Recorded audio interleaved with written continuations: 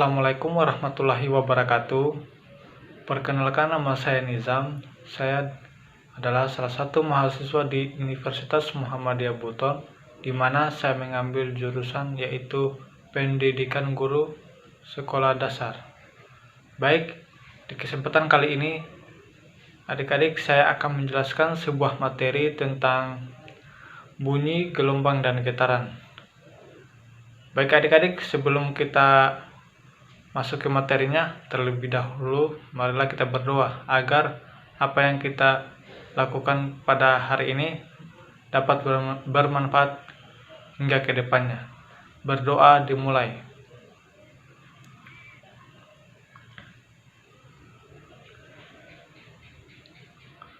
Baik, doa selesai. Baik adik-adik, langsung saja kita masuk ke materinya, yaitu materi yang pertama yaitu getaran. Getaran adalah gerakan bolak-balik dari suatu benda dalam selang waktu tertentu, di mana melalui titik kesetimbangan. Kesetimbangan itu maksudnya keadaan suatu benda yang berada pada posisi di mana jika ada gaya yang bekerja pada benda tersebut, benda dikatakan bergerak atau bergetar dalam satu kali getaran, yakni dari titik awal sampai ke titik awal tersebut. Contohnya pada gambar berikut.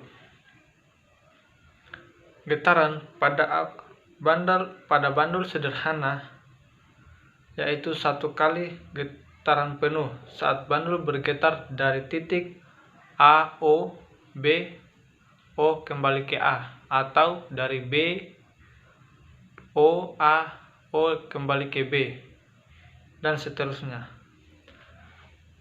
Nah adik-adik, simpangan terjauh pada titik A atau titik B, di mana simpangan ini disebut dengan simpangan amplitudo.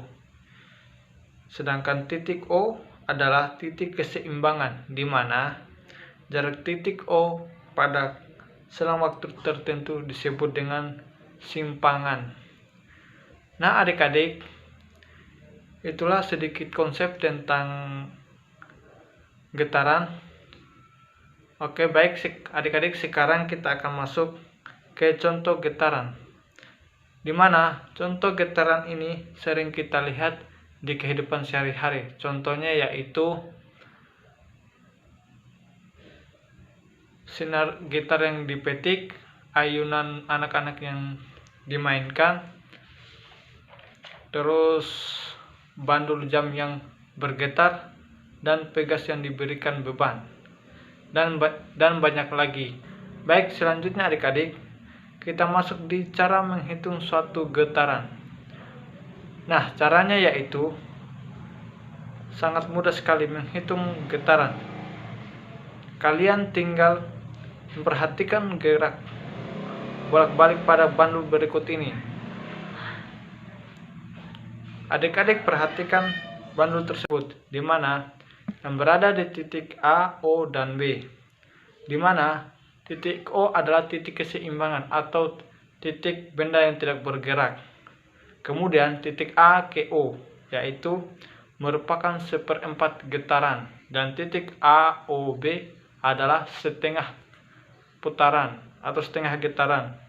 Seterusnya dari A, O, B kembali ke O yaitu 3/4 getaran, dan yang terakhir adalah dari A, O, B, B, O, A yaitu disebut dengan satu getaran. Baik, selanjutnya yaitu kita masuk ke rumus getaran. Di sini ada dua bagian, yaitu periode dan frekuensi, di mana periode itu disimbol T dan frekuensi disimbol F kecil. Bedanya apa? Bedanya yaitu untuk periode menghitung waktu yang dibutuhkan untuk menempuh satu getaran, sedangkan frekuensi adalah banyak getaran dalam 1 sekon.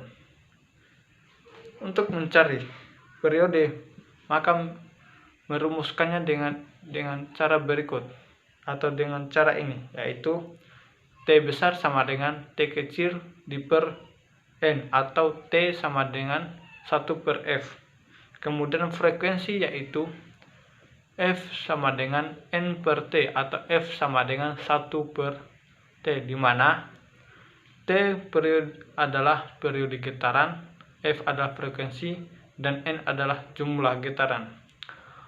Untuk contoh soalnya yaitu sebuah benda diikatkan tali dan berayun membentuk satu getaran lintasan A, O, B, O, A di dalam waktu 2 detik. Hitunglah jumlah periode getaran tersebut. Baik, langsung saja diketahui T sama dengan 2 sekon, sedangkan N sama dengan 1 getaran. Yang ditanyakan adalah T besar, yaitu periode. Langsung saja masuk ke rumusnya. T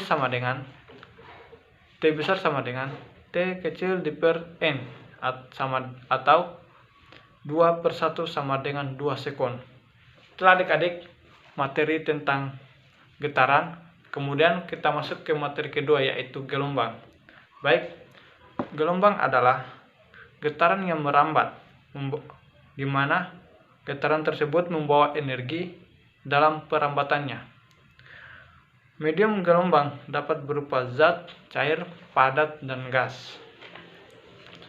Kemudian macam-macam gelombang, di mana adik-adik tahu macam-macam gelombang tersebut dibagi atas dua, yaitu gelombang longitudinal dan gelombang transversal. Baik, langsung saja yang pertama yaitu gelombang transversal, yaitu jenis gelombang yang arah getarnya tegak lurus dengan arah rambatnya. Sedangkan gelombang longitudinal adalah jenis gelombang yang arah getarnya sejajar dengan arah frekuensinya. Baik adik-adik, selanjutnya kita masuk di cepat rambat gelombang, di mana kita bisa mencari dengan menggunakan rumus seperti ini. F sama dengan lambda di per T atau F sama dengan lambda kali F. Untuk lebih mudahnya, adik-adik marilah kita simak contoh berikut ini. Jika jarak dari A ke D sama dengan 2,25 sekon, maka hitunglah cepat rambat gelombang. Baik, kita langsung jawab. Di sini diketahui jumlah gelombangnya atau N-nya sama dengan 1,5 gelombang. Bisa kita lihat, titik A sampai ke C itu adalah 1 gelombang. Maka titik C itu setengah gelombang. Jadi, kalau digabungkan adalah 1,5 gelombang, maka setengah lambda sama dengan 12 meter. Jadi, lambdanya yaitu 12 kali 2 sama dengan 24. Dan yang ditanyakan adalah V-nya atau frekuensinya atau cepat rambat gelombang. Jadi, mari kita jawab. Jadi yang kita cari dulu itu adalah T-nya atau periode, yaitu T sama dengan waktu per banyak gelombang sama dengan 2,25 di per 1,5 menghasilkan 1,5 sekon. Setelah kita mendapatkan hasil periode, maka langsung saja kita ke rumus terakhir, yaitu V atau cepat rambat gelombang, yaitu V sama dengan lambda per periode sama dengan 24 per 1,5 menghasilkan 16 meter per sekon. Baik adik-adik, itulah materi dari gelombang. Kemudian kita akan masuk ke materi terakhir, yaitu bunyi. Bunyi adalah gelombang longitudinal yang merambat melalui medium, yaitu berupa zat cair, padat, dan gas. Bunyi dapat berasal dari berbagai hal, bahkan hampir seluruh makhluk hidup dapat menghasilkan gelombang. Maksudnya bunyi. Syarat terjadinya bunyi terbagi atas 3 bagian. Yang pertama adalah sumber bunyi. Tentu di saat kita menutup mata, pasti bunyi yang kita dengar bersumber dari suatu hal. Biasanya sumber bunyi tersebut berasal dari ketukan meja, langkah kaki, dan lain-lain. Baik yang kedua yaitu medium atau perantara. Nah, seperti yang sudah kakak jelaskan sebelumnya, gelombang itu bisa merambat sampai ke telinga melalui sebuah medium seperti udara, air, gas, dan lain-lain. Yang terakhir adalah penerima bunyi. Untuk bisa menerima bunyi atau mendengar bunyi, maka harus ada objek yang menerima.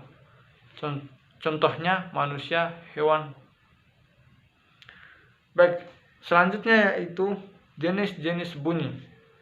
Jadi jenis-jenis bunyi berdasarkan frekuensinya terbagi atas 3 bagian, yaitu bunyi infrasonik, audiosonik, dan ultrasonik. Bunyi yang pertama yaitu bunyi infrasonik, yaitu jenis gelombang yang bunyi frekuensinya kurang dari 20 Hz atau tidak dapat didengar oleh telinga manusia, melainkan hanya hewan seperti anjing, gajah, lumba-lumba, dan lain-lain. Baik yang kedua adalah bunyi audiosonik, yaitu jenis gelombang yang bunyi frekuensinya 20 Hz sampai 20.000 Hz, yang dimana hewan dan manusia dapat mendengarnya. Dan yang terakhir adalah bunyi ultrasonik, yaitu jenis gelombang yang bunyi frekuensinya di atas 20.000 Hz. Lain halnya dengan bunyi yang lain. Bunyi ini biasanya digunakan untuk mendiagnosa janin dalam kandungan melalui proses USG. Baik, selanjutnya yaitu kita masuk ke cepat rambat bunyi. Jadi, cepat rambat bunyi dapat kita tuliskan atau dapat kita rumuskan dengan cara seperti ini, yaitu V sama dengan lambda per T sama dengan lambda kali F. Baik, untuk mempermudah, marilah kita simak contoh berikut. Seorang anak mendengar bunyi yang memiliki panjang gelombang sebesar 10 meter. Jika cepat rambat bunyi di udara adalah 340 meter per sekon, maka tentukanlah periodenya. Baik, langsung saja kita jawab. Yang pertama itu diketahui P sama dengan 10 meter, sedangkan V sama dengan 340 meter per sekon. Yang ditanyakan adalah F. Langsung saja ke rumus. F sama dengan V per P sama dengan 340 per 10, menghasilkan 34 Hz. Baik adik-adik, itulah sedikit materi yang kakak sampaikan. Lebih dan kurangnya mohon dimaafkan. Semoga materi ini dapat bermanfaat pada kita semua. Akhir kata, Assalamualaikum warahmatullahi wabarakatuh.